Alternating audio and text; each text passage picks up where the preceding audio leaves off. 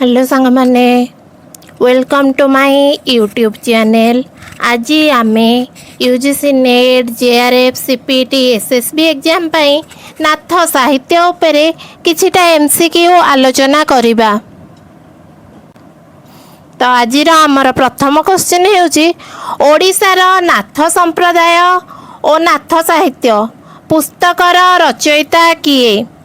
Option A Artaballabh Mohanty, option B Bansidhar Mohanty, option C Chittaranjan Das, option D Dolagobinda Shastri. तो आमर सठिक उत्तर हेउची ओडिशार नाथ संप्रदाय और नाथ साहित्य पुस्तकर रचयिता बंशीधर महांती। परवर्ती प्रश्न नाथ धर्म और दर्शन पुस्तकर रचयिता किए? Option A Bansidhar Mohanty, option B Artaballabh Mohanty, option C Chittaranjan Das, option D Dolagobinda Shastri. नाथ धर्म और दर्शन पुस्तकर रचयिता दोलगोविंद शास्त्री। परवर्ती प्रश्न नाथ धर्म संपर्कित शिशु वेद पुस्तकटी कहार रचना?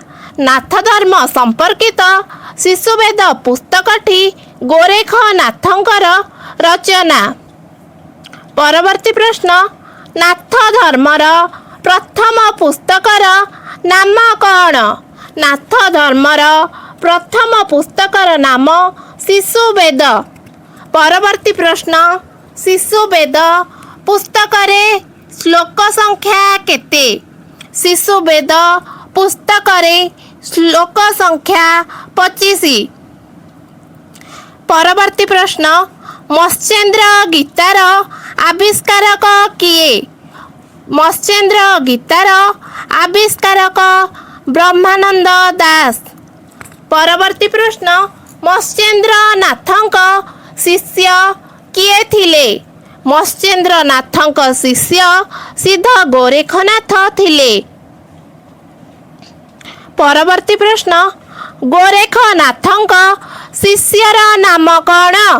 गोरेखनाथंक शिष्यर नाम लोई। परवर्ती प्रश्न सिद्ध सिद्धांत पद्धति पुस्तकटी कहा द्वारा रचित? सिद्ध सिद्धांत पद्धति पुस्तकटी गोरेखनाथंक द्वारा रचित।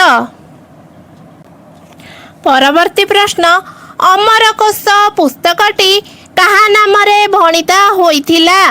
अमरकोश पुस्तकटी आदिनाथंक नामरे भणिता होइथिला।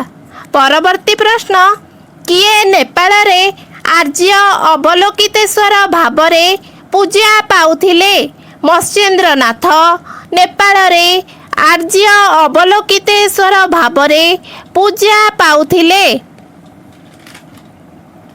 परवर्ती प्रश्न केउं ग्रंथरे गोरेखनाथ और मल्लिकानाथ बचनिका माध्यमरे मत्स्येन्द्रनाथंकर जन्म कथा वर्णित होइछि?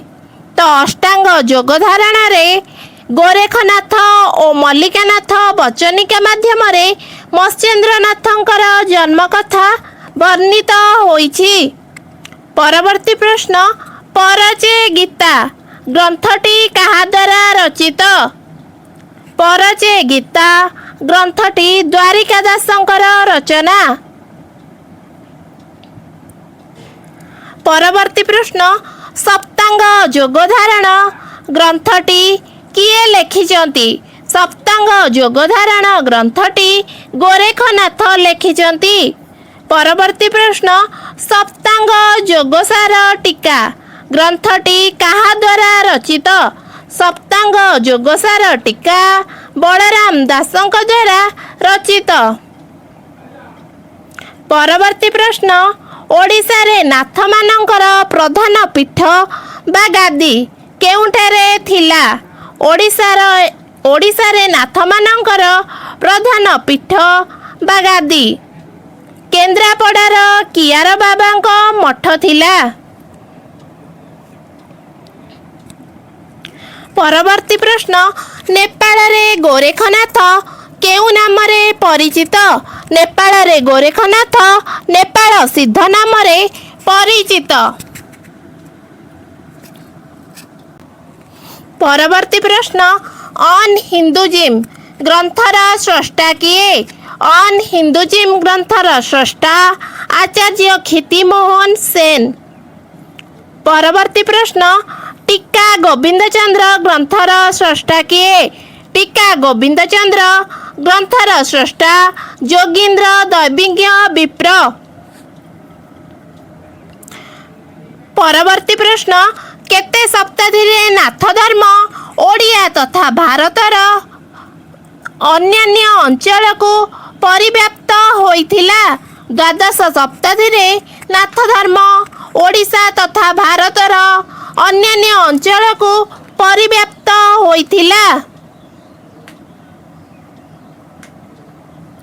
ପରବର୍ତ୍ତୀ ପ୍ରଶ୍ନ, ନାଥ ଧର୍ମର ପ୍ରଧାନ ଉପାସ୍ୟ ଦେବତା କିଏ? ନାଥ ଧର୍ମର ପ୍ରଧାନ ଉପାସ୍ୟ ଦେବତା ଶିବ। ପରବର୍ତ୍ତୀ ପ୍ରଶ୍ନ, ନାଥ ଧର୍ମର ବିଶିଷ୍ଟ ସ୍ୱରୂପ କ'ଣ? ନାଥ ଧର୍ମର ବିଶିଷ୍ଟ ସ୍ୱରୂପ ହେଉଛି ହଠଯୋଗ ଓ କାୟା ସାଧନ। ପରବର୍ତ୍ତୀ ପ୍ରଶ୍ନ, ମତ୍ସ୍ୟେନ୍ଦ୍ର ନାଥଙ୍କ ଅନ୍ୟ ନାମ କ'ଣ? ମତ୍ସ୍ୟେନ୍ଦ୍ର ନାଥଙ୍କ ଅନ୍ୟ ନାମ ମୀନନାଥ। ପରବର୍ତ୍ତୀ ପ୍ରଶ୍ନ, ନାଥ ଧର୍ମର କ୍ରମ ବିକାଶ ପୁସ୍ତକର ସ୍ରଷ୍ଟା କିଏ? ନାଥ ଧର୍ମର କ୍ରମ ବିକାଶ ପୁସ୍ତକର ସ୍ରଷ୍ଟା ଦୋଳଗୋବିନ୍ଦ ଶାସ୍ତ୍ରୀ। ପରବର୍ତ୍ତୀ ପ୍ରଶ୍ନ, ନାଥ ଧର୍ମର ପ୍ରଧାନ ଉପାସନା ପଦ୍ଧତି କ'ଣ? ନାଥ ଧର୍ମର ପ୍ରଧାନ ଉପାସନା ପଦ୍ଧତି ଯୋଗ। ପରବର୍ତ୍ତୀ ପ୍ରଶ୍ନ, ଗୋରେଖ ସଂହିତା ଅନୁସାରେ ନାଥ ଧର୍ମର ପ୍ରବର୍ତ୍ତକ କିଏ ଥିଲେ? ଗୋରେଖ ସଂହିତା ଅନୁସାରେ ନାଥ ଧର୍ମର ପ୍ରବର୍ତ୍ତକ ଗୋରେଖନାଥ ଥିଲେ। ପରବର୍ତ୍ତୀ ପ୍ରଶ୍ନ, ଗୋରେଖ ସଂହିତାର ଆବିଷ୍କାରକ କିଏ? ଗୋରେଖ ସଂହିତାର ଆବିଷ୍କାରକ ବଂଶୀଧର ମହାନ୍ତି।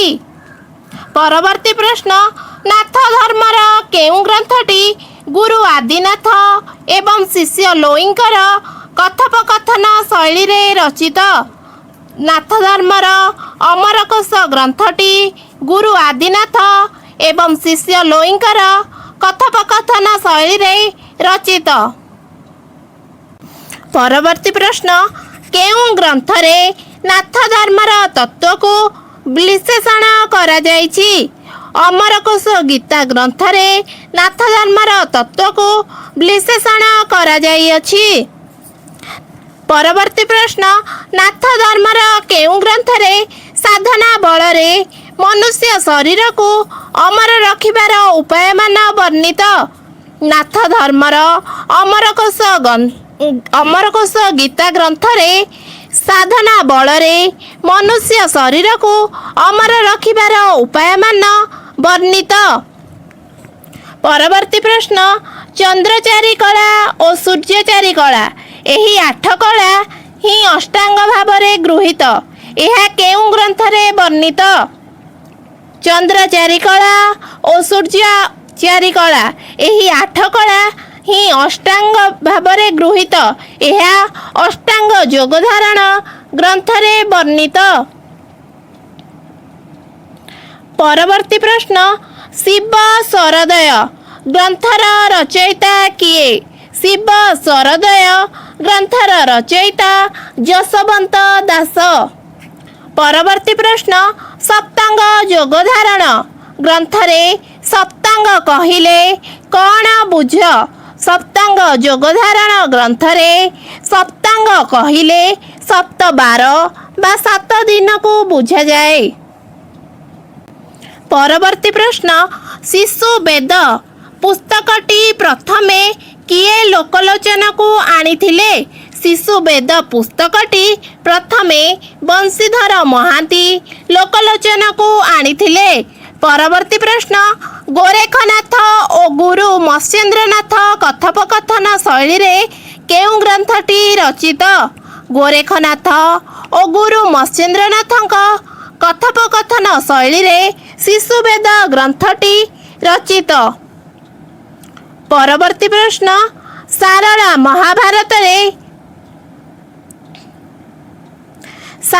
ମହାଭାରତରେ କେଉଁ ଗ୍ରନ୍ଥକୁ ପଞ୍ଚମ ବେଦ ଭାବରେ ଗ୍ରହଣ କରାଯାଇଛି?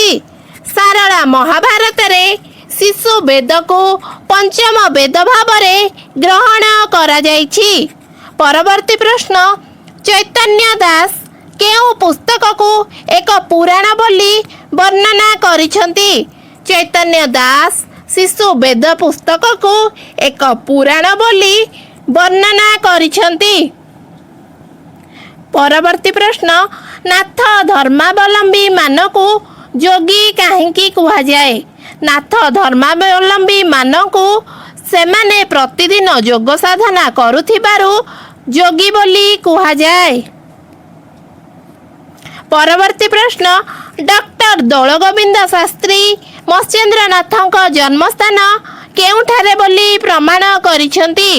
ଡକ୍ଟର ଦୋଳଗୋବିନ୍ଦ ଶାସ୍ତ୍ରୀ ମତ୍ସ୍ୟେନ୍ଦ୍ରନାଥଙ୍କ ଜନ୍ମସ୍ଥାନ ଓଡ଼ିଶା ବୋଲି ପ୍ରମାଣ କରିଛନ୍ତି। ପରବର୍ତ୍ତୀ ପ୍ରଶ୍ନ, ଗୋବିନ୍ଦ ଚନ୍ଦ୍ର ପୁସ୍ତକର ରଚୟିତା କିଏ? ଗୋବିନ୍ଦ ଚନ୍ଦ୍ର ପୁସ୍ତକର ରଚୟିତା ଯଶୋବନ୍ତ ଦାସ। ପରବର୍ତ୍ତୀ ପ୍ରଶ୍ନ, ନାଥ ସିଦ୍ଧମାନଙ୍କ ସାଧନାରେ କାହାର ସ୍ଥାନ ନଥିଲା? ନାଥ ସିଦ୍ଧମାନଙ୍କ ସାଧନାରେ ନାରୀର ସ୍ଥାନ ନଥିଲା।